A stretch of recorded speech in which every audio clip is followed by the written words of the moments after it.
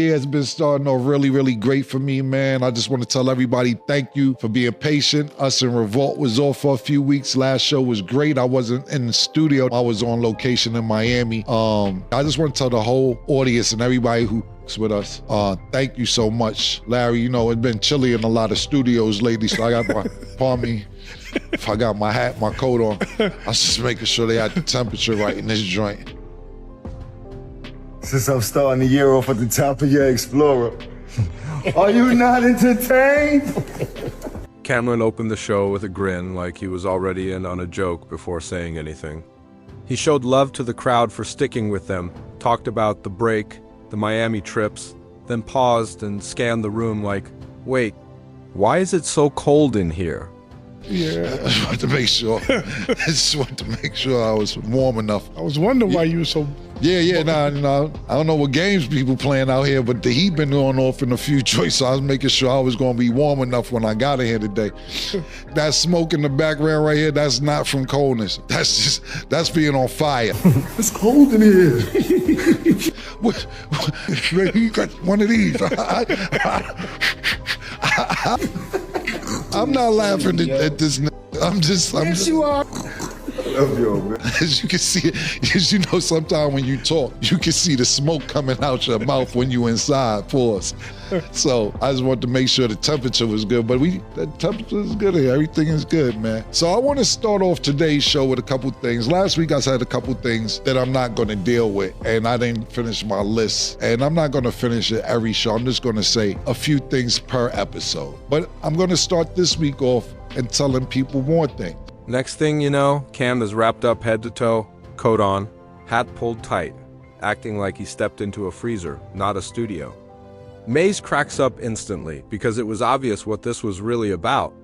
Cam kept side-eyeing the temperature, joking. I don't know what's going on, but some place has been losing heat lately. Everyone caught the message. Jim Jones, Capo. This week I'm starting off with this. Big L had a name for herself. She had some dangerous ass brothers. That what Cam said. They was uptown, really shaking and moving and shit like that. You dig? And that's not my part of town. I was uptown. You dig? Yeah, Cam used to be scared to death of them niggas to the point he didn't want to come outside. I didn't understand it because I'm from downtown. You heard? We had our own set of killers and shit like that. I didn't understand how that looked. So. Cam was a basketball player. Basketball. You heard? Right. That was a skit when y'all was playing basketball, nigga threw the ball and shit. Get up. That was a skit. I say these. I think that's a skit. Yeah. Right. He was talented. He was a dancer. And no. Mase didn't excel at the rapping really till after high school. They started getting on and shit like that, and then he excelled and then started getting on first and signed first, and then now help Cam and everybody get on and shit like that. But as far as making a name for themselves in the street, nobody had no name in the street like that. I feel like with Cam's disses, it's a little bit of love in it. Like he always kind of tells him to grow up. Murder!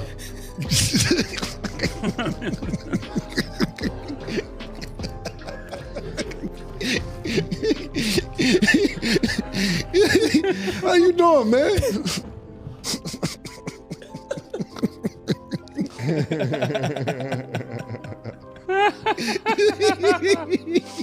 I'm not his soldier. I was the CEO of Diplomats. I made Diplomats with him. I was with him for every bit of his journey. I held him down. I took that position of holding him down. And they know what I've done. And they could dance around it all they want and shit like that, joking, but they know if I get upset, it's gonna be a real problem.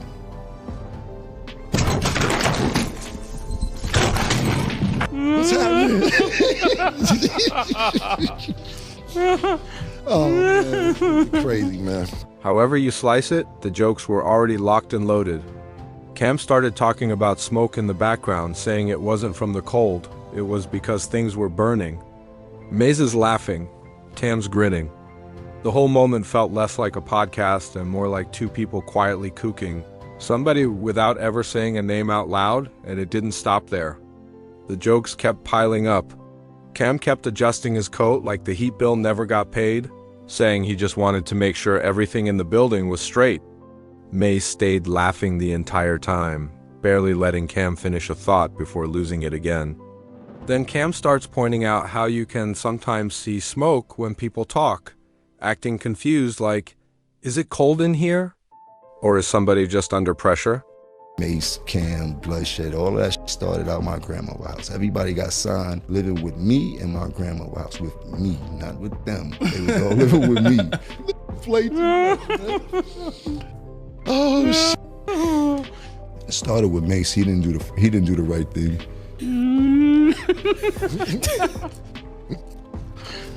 All right. How was your vacation, man? How was your vacation? How was yours? What you?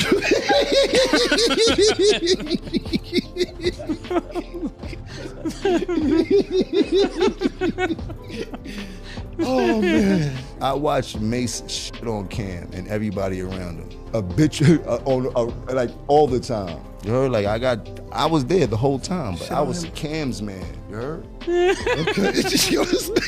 It's what they want. Cam and Mase were so-called best friends, grew up together, and R.I.P. Huddy. Like I was there for everything. That's one thing that people can't never say, is that I wasn't there for every single thing.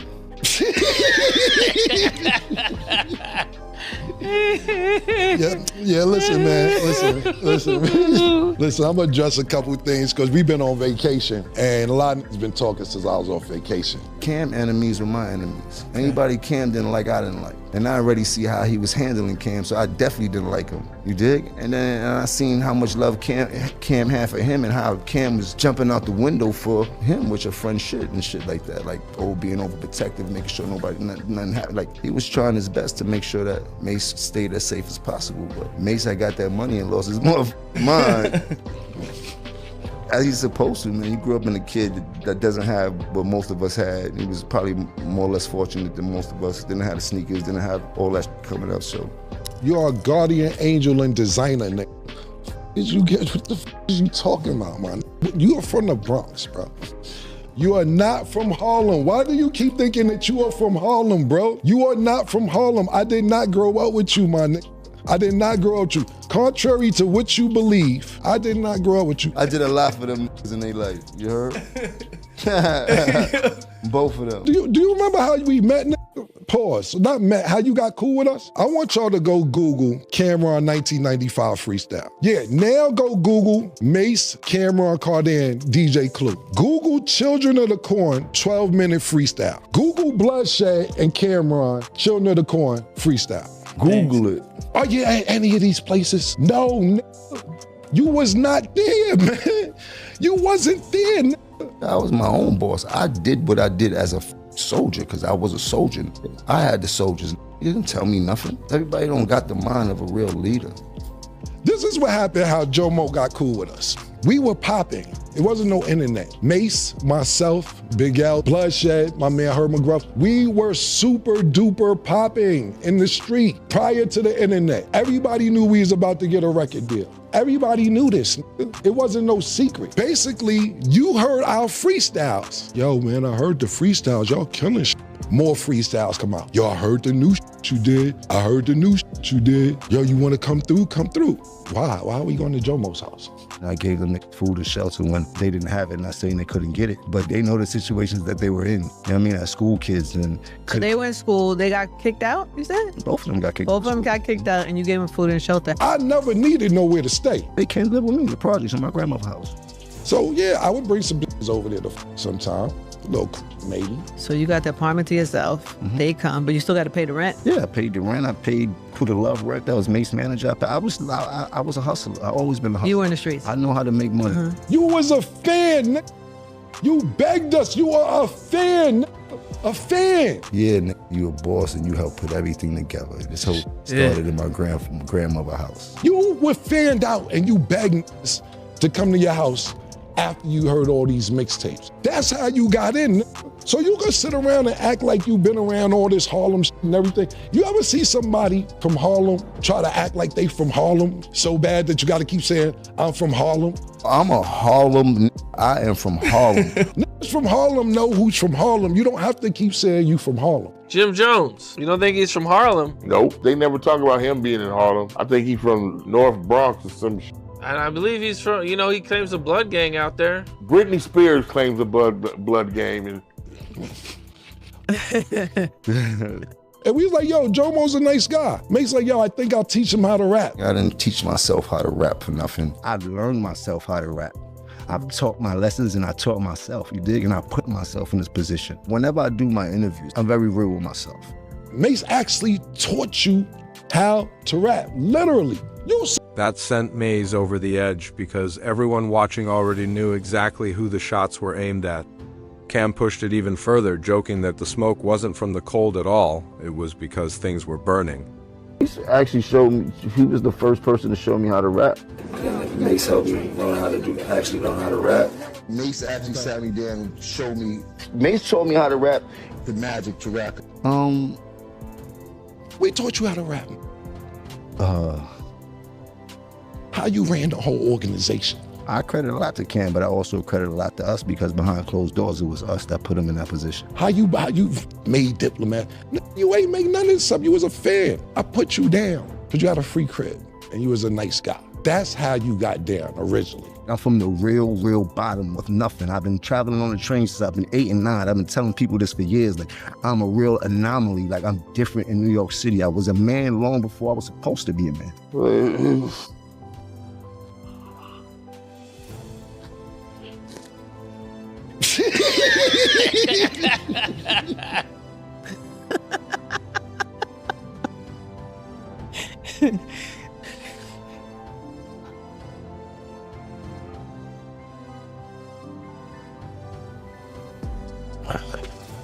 What's your full name? Joseph Guillermo Jones, Jr.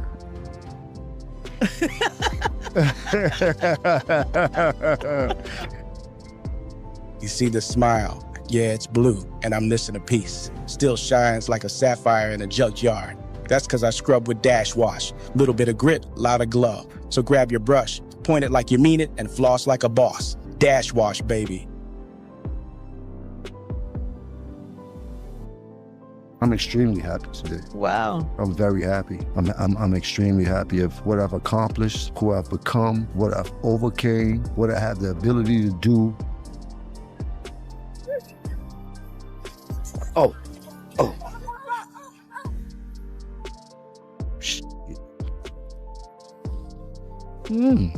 Now, to the next point. You make up with every that put hands on you. Every that put hands on you or you get to altercation, you cool with them. You tried to chase French Montana out the game, that ain't work out. Y'all got cool. So cool that you go to his video shoot, not his video shoot, his movie, you're sitting in the crowd watching the premiere, and they dissing you in the movie. You in the movie getting dissed, and you gotta eat it, just sitting in the crowd. Nah, they dissing you in the movie that you went to go see, bro. Every nigga that do something to put pressure on you, you sit there and work it out. But when it's got a little genuine heart for you and all that, cool, that's the pattern. If they don't put hands on you, then you can keep going on and on and on. And I ain't promoting none of this. I think it's cool that you cool with everybody I name. You gonna be 50 next year. But the niggas who do this, you cool with, and then you try to handle it sophisticatedly, you keep going on and on like niggas give a f about all that shit, bro. Niggas don't care about none of that shit, my nigga. Niggas don't care a little bit, my nigga. That's first and foremost. I'm gonna wrap it up with a couple things real quick. What I'll finish with is this, man. I'm never here to downplay your character. As much as you try to degrade my character for years and push me under the bus and say, I ain't start this and I ain't do that, and you started Pink and you made the Diplomats, which is just, if people choose to believe that, then look, I got a bridge in Brooklyn I can sell you to, man. But at the end of the day, man, I'm never trying to downplay your character. But you keep running around with these 25-year-old stories. Do you ever hear me talk about when you ran on me when BMF pulled up? When you ran in the hotel, they chased you to the beach. They chased you to the beach, you was in the sand. You was getting wet from the water, from the ocean. I don't pump that. Took your rags off. I don't pump all that shit, because I ain't trying to make degrade your character. You know why? Because the revolution was televised. That's why I'm here. That's why God worked like that. That's why me and Murder is here. That's when it clicked. This wasn't random banter at all. This was Cam and Mase having fun at somebody else's expense. No anger, no yelling, just jokes, laughs, and slick little comments. Jim Jones, Kepo, Jomo, however you want to spell it. The internet caught the message immediately. When legends laugh like that, you already know somebody's getting cooked. That's when the jokes started turning into subtle flexes, and it got even funnier. Mase shifted into storytelling mode, sounding like he was just reminiscing, but every line quietly boxed Jim in. He reminded everyone he was really there, not visiting, not hanging around, but actually present when things were being built. You know, what was your reaction when Cameron brought up all these old stories and everything about you? I laugh, man. I got this thing, man. People laugh at the lies, but the truth always hurt. You know, lies are more entertaining. You heard? You get to laugh, you get the joke, but the truth is a serious thing, no matter how you look at it. The truth is what the truth is. Yeah, you know. The revolution was televised, because you talking about, and I'll wrap it up real quick with this, because I'll be here for an hour, we got other to do. Stop tricking out their freedom, bro. Because get around you to put themselves in better situations, bro. Not to be in worse situations than they was before they met you. That's why come around, but then you send them on dummy missions and trick them out their freedom. Max is doing 75, I know you don't give a f. Jaja just wanted to be a rapper. Jaja got 10 years, man. We don't know where Jeter at. Stro is just missing. I don't know what the f happened to Stro. Slicey, 12 years. His godson, that was 13 years old, 8 years. Shotty, he was trying to be 12 years. You know what's gangster? Emery is gangster. You know what's gangster? Biggs is gangster. Biggs come home from jail, still got a stake in Rockefeller, whatever him and Jay-Z worked out, that's cool. Or whatever, he got St. John as artist, he working with Drink Champs. That's gangster. Not throwing back in the pot to eventually do something that could get them back in the same situation. This is gonna be the last time I address this. Whatever you got to say after this, good luck, I wish you luck. I got other to do. Dipset movement was from 2001 to 2006-07. It's 2025. What are we talking about here? From 2007 to 2025, I got other to do. This is not on my motherfucking plate. So I wish y'all the best. I don't care what niggas say after this. I'm not addressing it no more. Believe what you want to believe, because I got other things to do. You feel me, Murder? I ain't want to snap one of them old shit, but yeah, I'm good. You know, the internet gets kind of crazy with the lies. The lies be going crazy on the internet. I mean, well, the lies start from a narrative, and the narrative starts from a person, and you just got to look at it like that. But I've never been one in my life to care about clearing up no rumors. Like, that shit just take time out my day from making money. I know who I am. I'm very comfortable in my skin. I stand 10 toes down on everything I believe in. I don't change my pivot, and everybody knows that. I mean, as you can see, I would not be here if I did anything else but be me. Can you pass me that? Here goes some popcorn, Stats. Thanks. Definitely need it. Oh.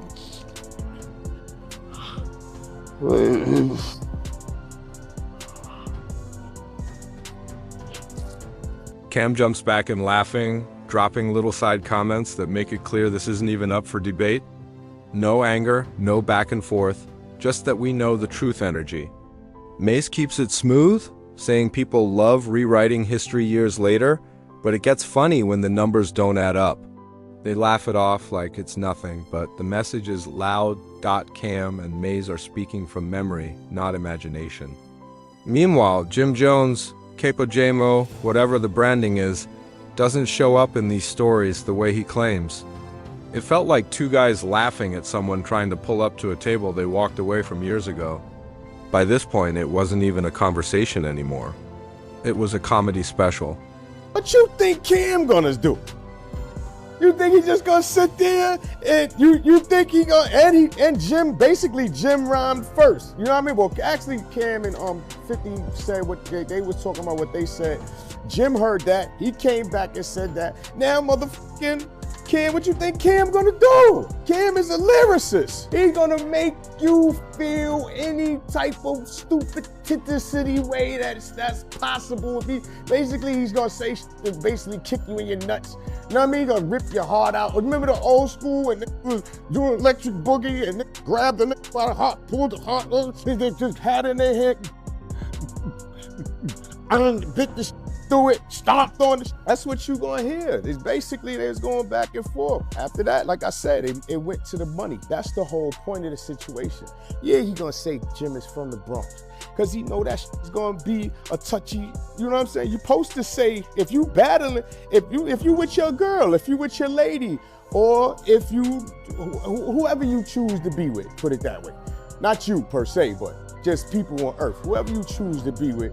If you arguing with your spouse, or if you arguing with your sister, if you arguing with your brother, they gonna say the that make you wanna fight. You know what I'm saying? Cam and Jim history go back before me. You understand what I'm saying? Like Cam and when I met Cam and Jim, they were super close. So I honestly don't really know Jim being from the Bronx and all that. You know what I'm saying? When I met them, they was in 5H, which is, you know what I'm saying, Jim's apartment, and that's, you know, like, I guess that time was after all the stuff Cam had said already with the Children of the Corn and Jim, you know, whatever he said. You know what I'm saying? So like I said, when I got there, Cam and Jim was like this, super tight. Mase wasn't even in the picture. I don't know Mase like that. You know what I'm saying? Every time I seen Mase, it's been a mutual, you know what I'm saying, respect there. So, you know, that's what that's been as far as me and Mase, you know what I'm saying?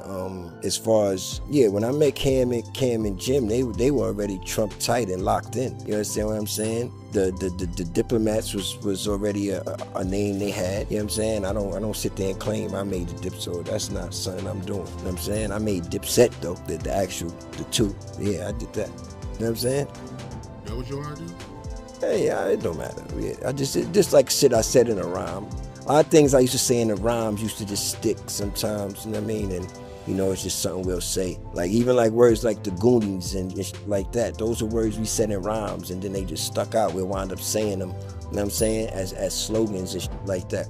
You know what I'm saying? So Dipset was saying, you know, as members, you know what I'm saying? You know, we was members repping heavy, you know what I'm saying, at the time. So, you know, our set, that was everything, you know what I'm saying? What was your set? What set you claiming? You know what I'm saying? What set you claiming? You know what I'm saying? That was a big thing in New York, you know what I'm saying? Especially around that time, you know, you had Bloods was,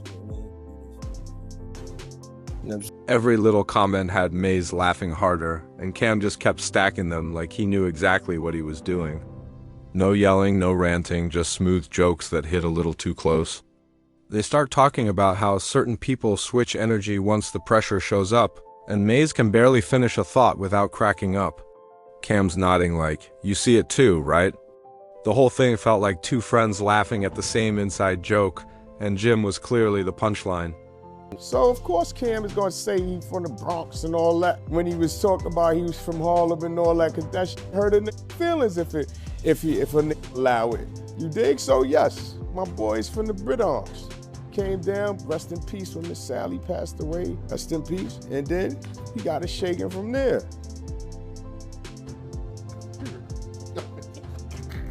What's so funny? No, I'm just saying. Yeah, you know, it's your boy. I gave my time at the time was permitted. As the, you know, the universe said, give her this amount of seconds. Should have been longer. Hey, she know I love her. Right. No, but hey, to go back, the backtrack a little. Yo, you are funny. Yeah. Yo, that shit threw me off. You gotta keep that just like, you know what I'm saying? Oh, damn, man.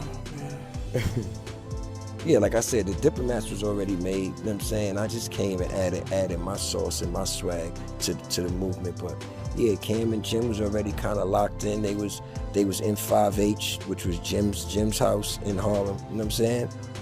You know, so, you know what I mean? We used to smoke all day and just talk about how big we gonna fucking be, you know what I'm saying? I used to take the cab down to Jim's spot. I ain't lie, I used to take the cab down there and they have no money to even get back. You know what I'm saying? Back uptown some nights, you know what I'm saying? So, like, I was young, you know what I'm saying? I was, you know, just trying to get it, you know what I'm saying? Cam didn't even need to name names like that. Everyone still heard it. Capo, Jamo, Jim Jones. The pattern was obvious. 1 minute tough, the next laid back, then acting like nothing ever happened. What made it funnier was how calm they stayed. When people laugh like that, it's not anger, it's disbelief, and the internet caught it instantly, turning every laugh into a clip and every joke into a meme. Yo, check it out. See this right here? You know what I'm saying? It's on the shirt, on the vibe, on everything, you know what I'm saying? Rocket on the block, leaning on the ride, you know what I'm saying? Boombox on the shoulder still, you know what I'm saying? Spin game, spin me, yeah, you know what I'm saying? Comfy, crispy, classic. And everybody gonna ask where you got it, then you hit them with it, you know what I'm saying? But yeah, you know. You know what I mean? You know what I mean? Like, I know the whole playing field. So when you hear me making these rants, I always bring it back to a point of reality. Just you're aware of the clip. Yeah, but with these clips, what they do is they take the most vicious piece or the piece that they can make you look the most craziest inside of that viral moment, and then it goes wild, which I'm aware of. That is a great strategy that they started to put into this whole thing. And I seen this is something I'm watching in the recent, like how they clipping and it's viral clickbait and all this from just the smallest amount of words that I could say. And that's what created this whole moment, right? It's just going crazy right now. By the end, Cam and Mase were still laughing, still joking, and completely unbothered. No yelling, no arguing, just jokes that already spoke for themselves. When legends laugh like that, you already know how the internet will react. Jim Jones, Capo, Jomo, whatever name you use. The jokes hit, the clips started spreading, and the whole thing felt less like beef and more like two guys having fun while someone else trends for all the wrong reasons. Now, I want to hear from you in the comments. Were these harmless jokes or straight up clowning?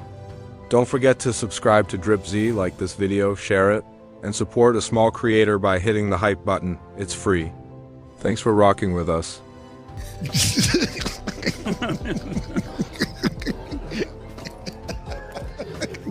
Well, that's all the time that we have for today. Thank y'all for watching. And as always, it is what it is.